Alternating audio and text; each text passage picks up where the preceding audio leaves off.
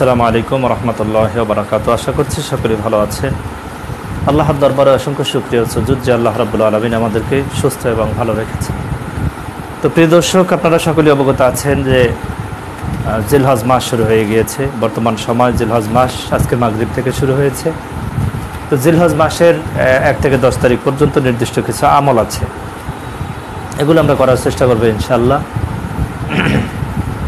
1 থেকে 10 তারিখ পর্যন্ত এই 10 দিনের কিছু নির্দিষ্ট আমলের মধ্যে 1 নম্বর হচ্ছে নখ চুল না কাটা। নখ চুল, বগলের পশম, লজ্জাস্থানের পশম, এগুলো আমরা আগেভাগেই কেটে ফেলতে হয় আমাদেরকে।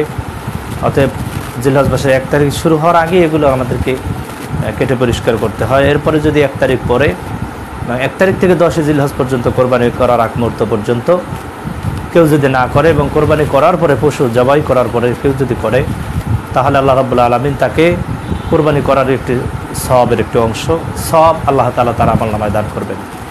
2 নম্বর হচ্ছে আমরা জিলহজ মাসের 1 তারিখ থেকে 9 তারিখ পর্যন্ত রোজা রাখার চেষ্টা করব ইনশাআল্লাহ।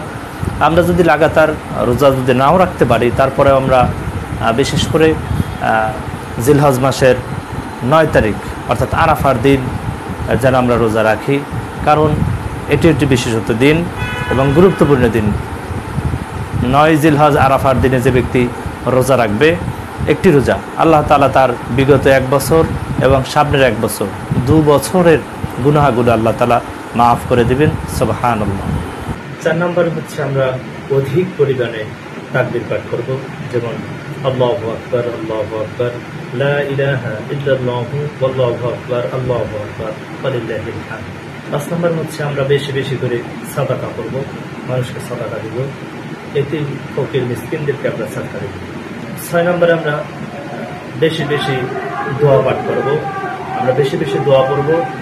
এবং 7 নম্বরে আমরা বেশি বেশি নফল ইবাদতে মশগুল থাকবো ইনশাআল্লাহ। রাত্রিবেলা তাহাজ্জুদ করব এবং কোরআন তেলাওয়াতে মশগুল থাকবো।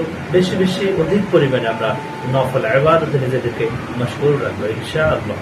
8 নম্বরে হচ্ছে আমরা আন্তরিকতার সাথে, অত্যন্ত আন্তরিকতার সাথে তাওবা ইস্তিগফার করব, তাওবা করব। 9 নম্বরে হচ্ছে আমরা হজ এবং উমরা করার চেষ্টা করব। হজ এবং উমরা করার চেষ্টা যাদের সামর্থ্য আছে তারাই করবে। 10 নম্বরে হচ্ছে সামর্থ্যবান হলে কোরবানি করা, কোরবানির পশু জবাই করা।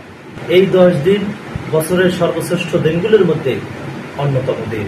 এই দিনগুলোতে করা দোয়া আল্লাহ তাআলার কাছে সবচাইতে প্রিয়। বেশি বেশি করে আমরা এই দিনগুলোতে ইবাদত করার চেষ্টা করব। প্রিয়তম রাসূল মুহাম্মদ সাল্লাল্লাহু আলাইহি ওয়াসাল্লামের সাহাবীরা এই দিনগুলোকে, বিশেষ করে 1 জিলহজ থেকে 10 জিলহজ পর্যন্ত এই দিনগুলোতে তারা জিহাদের চাইতেও সর্বশ্রেষ্ঠ দিন হিসেবে তারা জানতেন। এই দিনগুলোর ফজিলত এবং গুরুত্ব এত বেশি যে আল্লাহ রাব্বুল আলামিন এই দিনগুলোর ব্যাপারে পবিত্র কালামুল্লাহ শরীফের মধ্যে নিজে কসম করেছেন। যেমন বলেছেন ওয়াল ফাজর ওয়াল আনিল আসর, আল্লাহ রাব্বুল আলামিন সূরা ফাজরের মধ্যে এই 1 থেকে 10 জিলহজ অর্থাৎ আরাফার দিন, 10 জিলহজ, পবিত্র জিলহজ মাসের এই গুরুত্বপূর্ণ দিনগুলোর কসম করেছেন। তাই আমরা আসুন, পবিত্র জিলহজ মাস যেহেতু শুরু হয়ে গিয়েছে সেহেতু আমরা আমলে ব্যস্ত হয়ে যাই।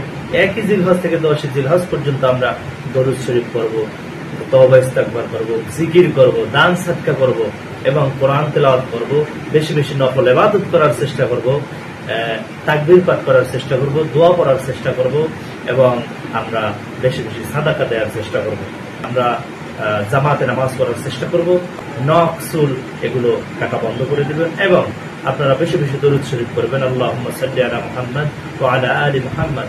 আমরা এই দরুদ শরীফগুলো পড়বো ইনশাআল্লাহ এবং আমরা সামর্থ্যবান হলে হজ ও উমরা করার চেষ্টা করব, অথবা যাদের সামর্থ্য আছে আপনারা কোরবানি করার চেষ্টা করবেন ইনশাআল্লাহ। আল্লাহ রাব্বুল আলামিন আমাদিগকে বেশি বেশি আমল করার তৌফিক দান করুন।